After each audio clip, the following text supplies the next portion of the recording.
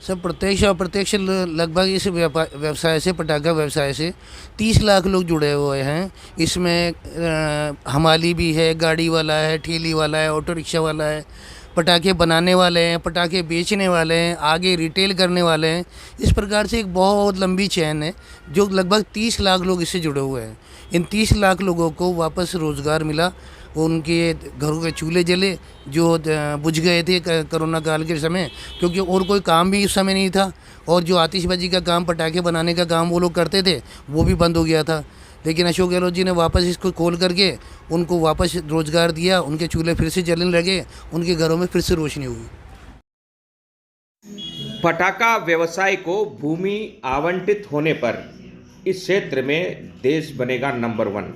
अभी हम इस क्षेत्र में दूसरे नंबर पर आते हैं। चीन है हमसे आगे। फायर आर्टिस्ट व्यवसाय के लिए भूमि आवंटन के लिए गांधी टीवी विशेष मुहिम चला रहा है। सभी पटाखा व्यापारियों से निवेदन और सामाजिक संगठनों से निवेदन, राजनेताओं से निवेदन, अधिकारियों से निवेदन, देश को इस क्षेत्र में नंबर 1 बनाने के लिए मदद करें। सोचा कि क्योंकि सबसे ज़्यादा ज़मीन की आवश्यकता इनको होती है, सबसे ज़्यादा सेफ्टी के मेजर पॉइंट इन पे लगते हैं, सारे सेफ्टी के प्रतिबंध इन पे लगते हैं। सरकार ने कभी भी ऐसा नहीं किया कि फ़लानी जगह पर आपको चलो ये ज़मीन दे देते हैं हम नॉमिनल रेट के ऊपर, यहाँ पर आप पटाखे बनाइए, ठीक है, और सेफ्टी से कीजिए। ना ही सरकार के इतने फेयर फेस्टिवल होते हैं, लगभग 100 फेयर फेस्टिवल है, डिपार्टमेंट ऑफ टूरिज़्म करता है, ठीक है। उसमें भी सरकार चाहे तो उसमें भी आतिशबाजी को जोड़ सकती है, ये भी एक कला है। जब सारी चीज़ों को जोड़ती है तो इन सब चीज़ों को भी जोड़ा जा सकता है, लेकिन सरकार ने उस तरफ भी ध्यान नहीं दिया। हमारी मांग है कि सरकार एक तो हमें जगह दे जहाँ पर हम अपनी जो पुरानी 300 वर्ष पुरानी जो कला है उसको आगे चला सकें, वहाँ पर आतिशबाजी बना सकें। जो हम राजस्थान का नाम कर रहे हैं पूरे हिंदुस्तान के अंदर, ये आतिशबाजी विदेश में भी जा सके, लोग वहाँ पर भी देखें, उसका रेवेन्यू भी सरकार को मिले, और जितने भी फेस्टिवल फेयर फेस्टिवल हैं राजस्थान सरकार के, उससे हमें जोड़े, जो हम लोगों को भी रोज़गार मिले। गांधी टीवी जब पिछले वर्ष आंदोलनरत थे लोग, तब आंदोलन में आवाज़ बनकर इनके साथ था। तब भी ये समस्या निकल कर आई थी कि हमें एक जगह चाहिए, और अब इस समस्या को एक प्रमुख मांग के रूप में गांधी टीवी आगे बढ़ाएगा। गांधी टीवी से तमाम पटाखा व्यापारी जुड़े हुए हैं, तमाम बड़े व्यापारी जुड़े हुए हैं, तमाम बड़े कांग्रेस के लीडर्स गांधी टीवी को पसंद करते हैं, देखते हैं, और गांधी टीवी के आधार पर अपने कार्यों को निर्णायक भूमिका में देकर और राष्ट्र सेवा की भावना से काम करते हैं। हम जो भी मुख्यतः अशोक गहलोत साहब से ये कहना चाहते हैं, शांति धारीवाल जी से ये कहना चाहते हैं कि ये दोनों काम आपके बस की बात है, आपके ही अधीन आता है। आप इस कला को जिंदा रखें और हमेशा जिंदा रहे और हमेशा फलता फूलता रहे, इसके लिए इन्हें एक ज़मीन की आवश्यकता है, और आप हर व्यवसाय को कुछ न कुछ देकर उसे व्यवस्थित कर रहे हैं। तो हम इनकी तरफ से भी आपसे मांग करते हैं, आने वाले दिनों में इनके तमाम डेलीगेशंस आपसे मिलेंगे। आप इनके लिए भी एक भूमि, चाहे वो हाउसिंग बोर्ड में हो, चाहे जयपुर विकास प्राधिकरण में हो, या कहीं से कोई अवाप्त करके देना हो, तो आप दें, ताकि यह व्यवसाय हमेशा आगे बढ़ता रहे। हम चीन के बराबर आ चुके हैं। इन्होंने कहा कई मामलों में हम चीन को भी टक्कर देते हैं, यानी आप थोड़ा सा और मदद कर देंगे तो हम दुनिया में इस व्यवसाय के रूप में नंबर 1 होंगे।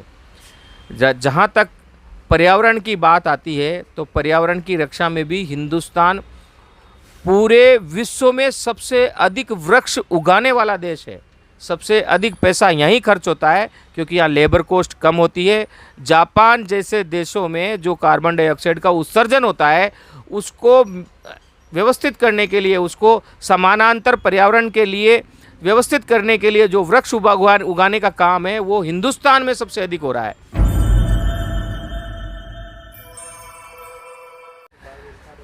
जय हिंद, वंदे मातरम, जय जगत। आज हमारे साथ हैं जहीर साहब, एसोसिएशन ऑफ फायरवर्क्स आर्टिस्ट। बड़ा संघर्ष रहा पिछले वर्ष जहीर साहब का और अन्य तमाम पटाखा यूनियन के पदाधिकारियों का और अन्य लोगों का। हम फिर दोहराते हैं, लोग आरोप लगाते हैं मुख्यमंत्री पर कि वे आला कमान की बात नहीं सुनते हैं, लेकिन पिछले वर्ष जब अशोक गहलोत साफ मना कर चुके थे कि हम पटाखों की परमिशन नहीं देंगे, ऐसे में तमाम प्रयास किए गए और प्रियंका गांधी का फ़ोन अशोक गहलोत से साहब के पास आता है और अपने ही आदेश को पलटते हुए फिर अशोक गहलोत साहब पटाखों की परमिशन देते हैं और इस वर्ष भी पटाखों की परमिशन बनी हुई है।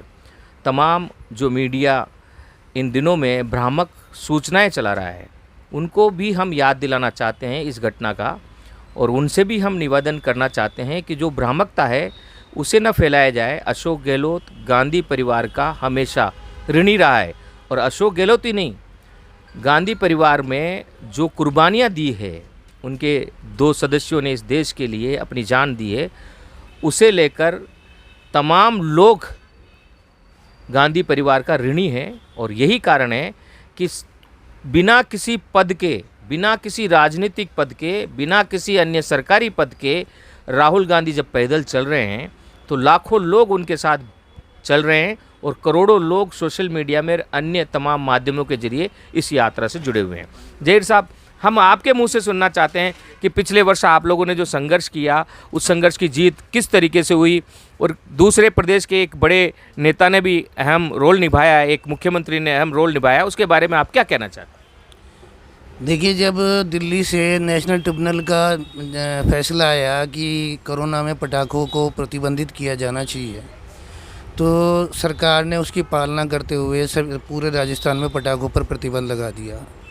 लेकिन क्योंकि इस व्यवसाय से लगभग 30 लाख लोग राजस्थान में जुड़े हुए थे और हम हमारी एसोसिएशन से जुड़े हुए थे, तो हम लोगों ने इस चीज़ के लिए आवाज़ उठाई। हम तमाम मंत्रियों के पास गए, एमएलओ के पास गए, श्री राहुल गांधी जी से भी हमने बातचीत की वहाँ दिल्ली जा कर के, और हमारे मुख्यमंत्री अपने श्री अशोक गहलोत जी, ठीक है, ये वास्तव में इन्होंने उस समय जननायक का रोल अदा किया और हमारी आवाज़ को सुना और इस पटाखा प्रतिबंध से बाहर निकाला, जिससे कि 30 लाख लोग वापस अपने रोज़गार पे लौट सके, अपने काम को सुचारू कर सके। क्योंकि राजस्थान का इतिहास पटाखों का, आतिशबाजी का बहुत पुराना है, लगभग 300 साल पुराना है। 300 साल से ये लोग काम करते रहे हैं। यहीं पर बनाने का भी काम होता है और शादी ब्याह में भी काम होता है। पहले कंपनी और बाग वालों के लिए बनाते थे, ठीक है, उसके बाद सामंतों के लिए बनाने लगे, ठीक है, अब तमाम जनता के लिए बनाते हैं।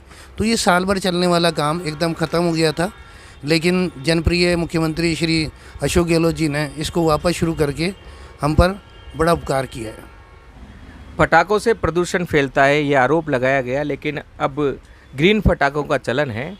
हम पूरे विश्व की व्यवस्थाओं को उठाकर देखते हैं तो न्यू ईयर पे, क्रिसमस पर और तमाम अन्य फंक्शनों पर, चाहे सऊदी अरब हो, चाहे यूरोपियन कंट्रीज़ हो, अमेरिका हो, बड़ी बड़ी आतिशबाजी के कार्यक्रम होते हैं।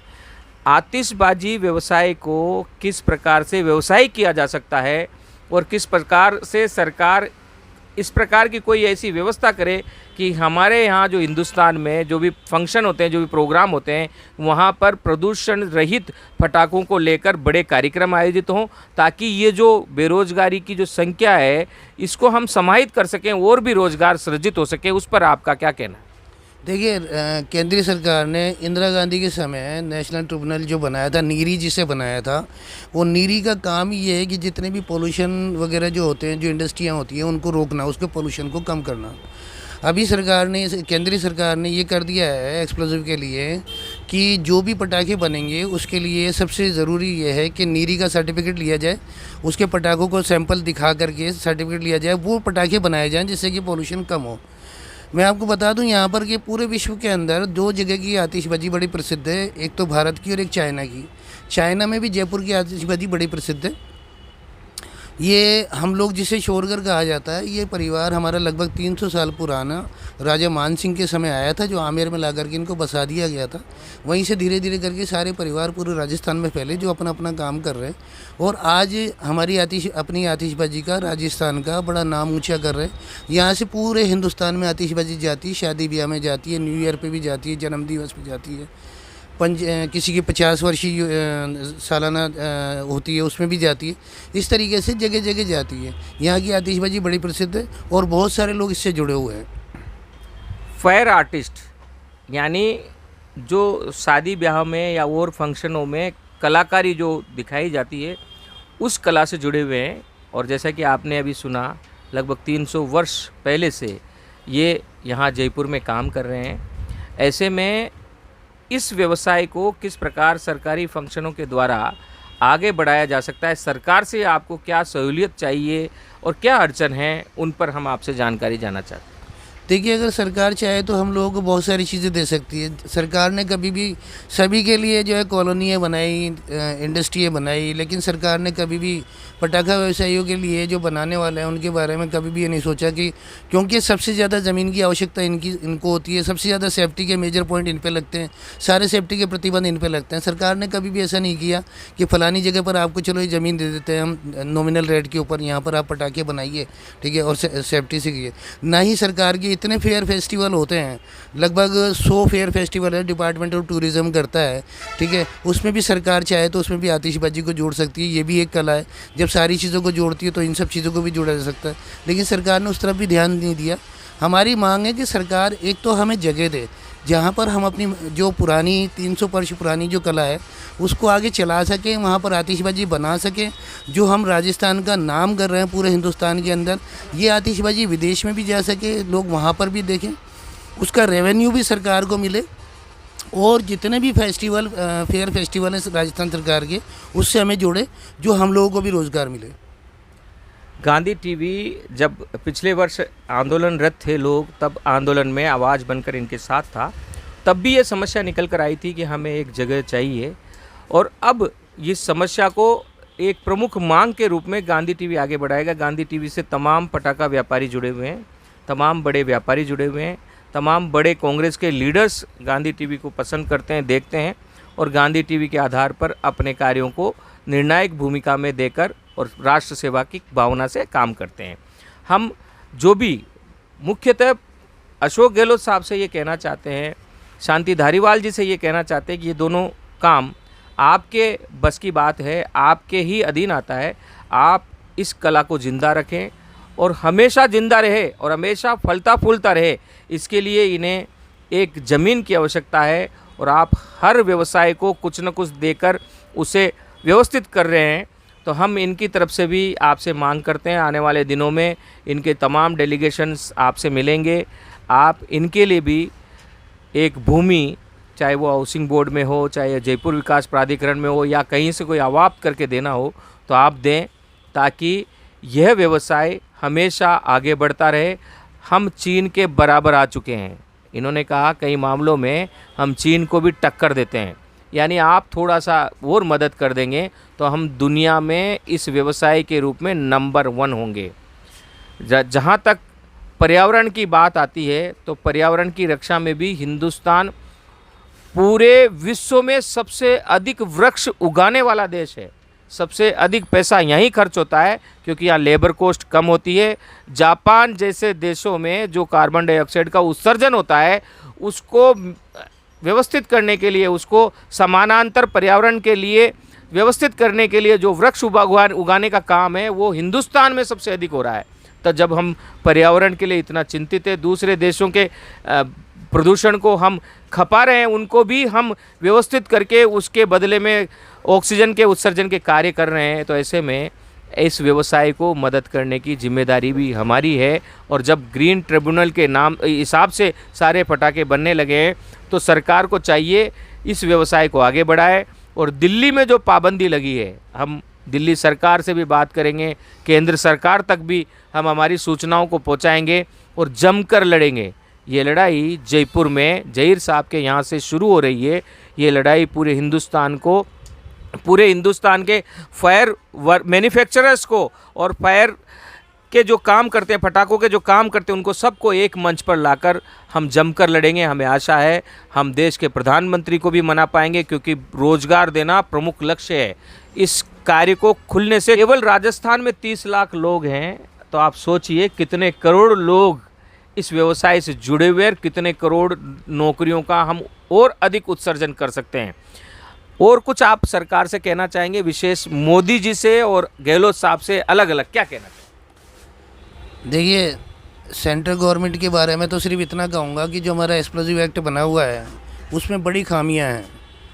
जैसे कि 1100 किलो का जो हमें लाइसेंस दिया जाता है, उसमें 1000 किलो स्पार्कलर का लाइसेंस 100 किलो फायरवर्क्स का होता है, क्षमा कीजिए।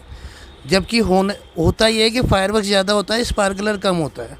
ऐसी कई चीज़ें हैं जिनके बारे में संशोधन किया जाना ज़रूरी है। राजस्थान सरकार से मैं पहले भी कह चुका, पुनः कहता हूँ कि आपका संरक्षण ज़रूरी है। अगर आप संरक्षण हमें संरक्षित करेंगे, ठीक है, तो सरकार को रेवेन्यू भी करोड़ों रुपए का मिलेगा और इस कला को भी प्रोत्साहित होने का मौका मिलेगा। और ये कला भी राजस्थान की धरोहर है, बाहर से आई हुई कला नहीं है। ये सब इजाद राजस्थान में ही हुए हैं और 300 साल पहले हुए हैं। वही सब चीज़ें आज चल रही हैं। अगर सरकार इसमें हमारी मदद करे, हमारी देखरेख करे, तो हम इसमें बहुत कुछ और कर सकते हैं। धन्यवाद। हम बहुत कुछ इसमें और कर सकते हैं। एक जानकारी और हम आपसे लेना चाहेंगे, क्या पटाखों पर कोई ग्रीन टैक्स यानी पर्यावरण के लिए अलग से कोई टैक्स देय होता है? नहीं, ऐसा कोई टैक्स दे नहीं है। ऐसा कोई टैक्स देय नहीं है। मैं केंद्र सरकार के अधिकारियों से, मंत्रियों से एक निवेदन करना चाहूँगा, अगर आप चाहें तो इन पटाखों पर पर्यावरण से संबंधित एक पटाखा कितना कार्बन डाइऑक्साइड उत्सर्जन करता है और उसके बदले में हम कितने पेड़ लगाएं, वो भी हम तय कर सकते हैं और उस आधार पर हम एक अलग से टैक्स लगा सकते हैं ताकि वो पैसा पर्यावरण की रक्षा के लिए, वृक्षारोपण के लिए, अन्य तमाम कार्यों के लिए खर्च हो। हमें रास्ता निकालना है, जियो और जीने दो की भावना से आगे बढ़ना है। हम और भी इस मामले में चर्चा करते रहेंगे। तमाम पटाखा व्यापारियों से निवेदन, आप गांधी टीवी को लाइव करें, सब्सक्राइब करें, फॉरवर्ड करें। मैं अनीश कुमार नाडार, गांधी टीवी के लिए। जय हिंद, वंदे मातरम, जय जगत।